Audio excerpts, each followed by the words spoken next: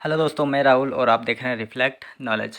दोस्तों, आज अपना जो ज़िला है वो है आपका मुरैना ज़िला और इसके बारे में अपने को बहुत सारी जानकारी यहाँ पर डिस्कस करना है। ठीक है, तो चलो स्टार्ट करते हैं अपन।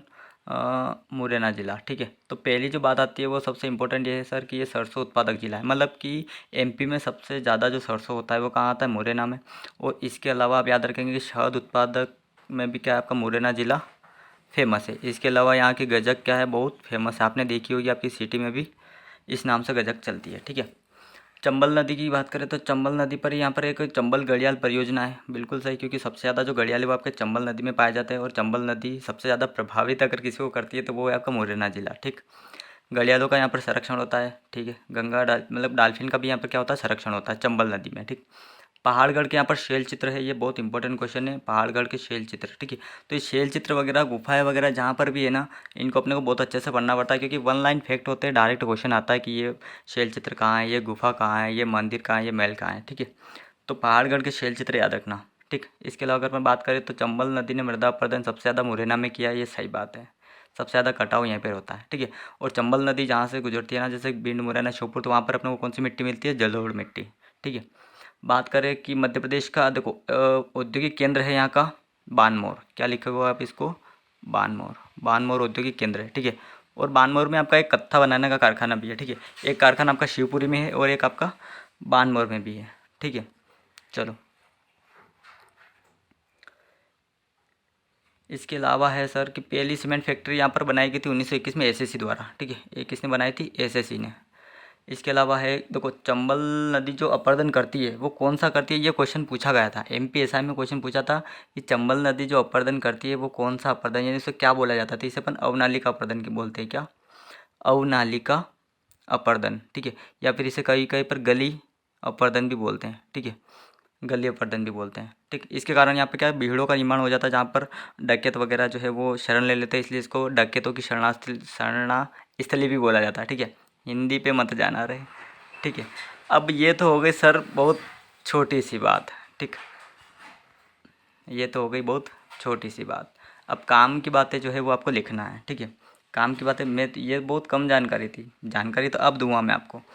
भैया इसको अपन मुरैना क्यों बोलते हैं? तो मोर पक्षी की बहुतायत, यानी कि मोर पक्षी की अधिकता बोल सकते हो, कैसे भी बोल सकते हो, इसके कारण इसको अपन मुरैना बोलते हैं। ये क्वेश्चन भी एग्जाम में पूछा था। ठीक, इसके अलावा अगर मैं बात करूँ तो जो राम प्रसाद बिस्मिल थे, तो राम प्रसाद बिस्मिल के नाम पर यहाँ पर क्या है, देश का पहला शहीद मंदिर। क्या है? देश का पहला शहीद मंदिर था, मतलब बनाया गया था यहाँ पर। और किसके लिए? तो राम प्रसाद बिस्मिल जी की स्मृति में। ठीक है, राम प्रसाद बिस्मिल जी के नाम पर यहाँ पर देश का पहला शहीद मंदिर बना है। इसके अलावा मैं बात करूँ तो एक यहाँ पर 64 योगिनी मंदिर है। क्या है? 64 योगिनी मंदिर। ठीक है, तो ये वही 64 योगिनी मंदिर है जिससे क्या हुआ, आपका संसद भवन जो है ना आपका पुराना वाला, अभी तो नया बन रहा है। ठीक है, तो पुराना वाला जो संसद भवन है ना, वो इसी को देख के बनाया गया है, मतलब इसी की कॉपी है, मतलब मान के चलो तो इसी के ऊपर बेस है पूरा। ठीक है, तो 64 योगिनी मंदिर ये मुरैना वाला है जिससे आपका संसद भवन बना है। ठीक, इसके अलावा याद रखेंगे कि यहाँ पर सुहानिया के जैन तीर्थ है। यह क्वेश्चन भी पूछा गया है एसआई में, सुहानिया के जैन तीर्थ। तो सुहानिया जैन तीर्थ कहाँ मिलते हैं आपको? यहीं पर मिलते हैं। और यहाँ पर काकड़ नाथ एक मध्य, ये भी है काकड़, काकड़ मठ भी बोला जाता है इसे। ठीक है, ये भी कहाँ आता है? आपका मुरैना में आता है काकड़ मठ। ठीक है, ये कछवार राजाओं द्वारा बनवाया गया था। ठीक, इसके अलावा अपन बात करें तो यहाँ पर एक गोना बेगम का मकबरा, देखो उसको हटा रहा हूँ, गोना, गोना बेगम का मकबरा है, गोना बेगम का मकबरा। लिख लेना, लिख लेना, बहुत काम में आएगा, सही बता रहा हूँ। गोना बेगम का मकबरा या एसआई में पूछा गया क्वेश्चन है। अभी आप बोलोगे अगर सर सारे एसआई के बता रहे हो, कांस्टेबल की नहीं बताओ, एसआई के भी तो कांस्टेबल में आ सकते हैं सर। ठीक है, तो गोना बेगम का मकबरा है आपका। ठीक है, ये कहाँ पर है? नूराबाद में है, ये जहांगीर कालीन इसको बोला जाता है। ठीक है, तो इसको भी थोड़ा सा याद रख लेना। इसके अलावा यहाँ पर एक मेला लगता है जिसका नाम है नागा जी का मेला। क्या बोलते हैं? नागा जी का मेला। ये कहाँ लगता है? तो ये पोरसा में लगता है। पोरसा एक जगह है मुरैना में, तो पोरसा मुरैना में नागा जी का मेला आपका लगता है। ठीक, इसके अलावा यहाँ पर एक किला भी है जिसका नाम है सबलगढ़ का किला। क्या नाम है? सबलगढ़ का किला। ये राजा सबला ने बनाया था, नाम से स्पष्ट होगा आपको।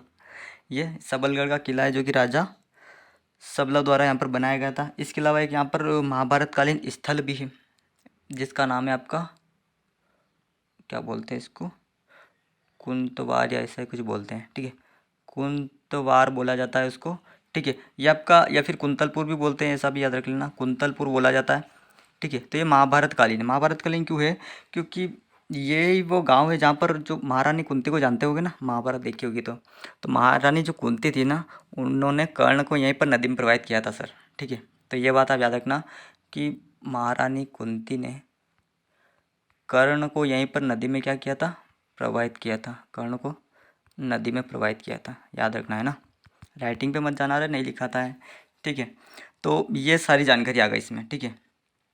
मेरे हिसाब से तो सारी जानकारी मुरैना के बारे में इसके अंदर आ गई है। अगर इसके अलावा कोई अलग फैक्ट है ना तो पढ़ लेना, और जो नहीं है उसको नोट कर लेना, ठीक है सर।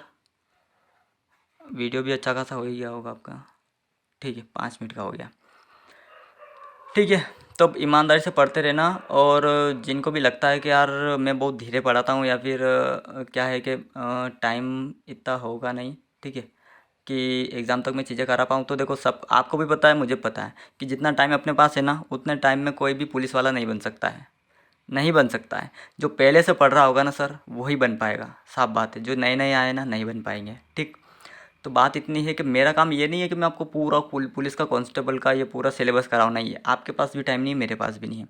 बात यह है कि आप आपकी तैयारी जहाँ से करनी है करो, ठीक है। मैं बस जो एक्स्ट्रा इन्फॉर्मेशन बता रहा हूँ ना, मेरे को तो वो देना है, इसके लिए मैं इतनी मेहनत करता हूँ, ठीक है। बाकी आप जो पढ़ोगे ना वही आपके काम आएगा। मुझे तो ये है कि यार सर, जो एक्स्ट्रा चीज़ें आपके पास नहीं है ना, वो देनी है, जो दूसरे नहीं देते, आपका टाइम बचाना है खाली, बस बात ये है, ठीक है। बाकी तो आपको तैयारी करना ही है, क्योंकि मैथ्स रीजनिंग आपको पढ़ना ही है, साइंस पढ़ना है, ठीक है। बहुत सारी चीज़ें पढ़ना है, स्टैटिक पढ़ना है, इंडिया करंट पढ़ना है, एमपी करंट पढ़ना है, बहुत सारी चीज़ें हैं। तो आप देख लेना, ठीक है। बाकी जितना ज़्यादा मैं प्रोवाइड करा पाऊँगा आपको, वो मैं करा दूँगा, ठीक है। उसके बारे में निश्चिंत रहना। और ठीक है, अब अपना ये चंबल संभाग खत्म हो गया, अपना अलग अगला जो भी संभाग होगा वो अपन डिस्कस करेंगे आगे वाले वीडियो में, ठीक है। चलो।